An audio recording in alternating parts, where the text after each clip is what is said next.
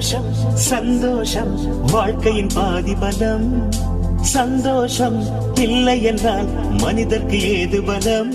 புயல் மையம் கொண்டால் மழை மண்ணில் உண்டு. எந்த தீமைக்குள்ளும் சிறு நன்மை உண்டு.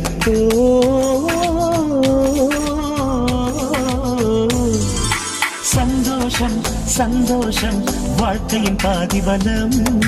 சந்தோஷம் இல்லை என்றால் மனிதர்க்கு ஏது பலம்? புயல் மையம் கொண்டால் மழை மண்ணில் உண்டு. எந்த தீமை கொள்ளும் சிறு நன்மை உண்டு.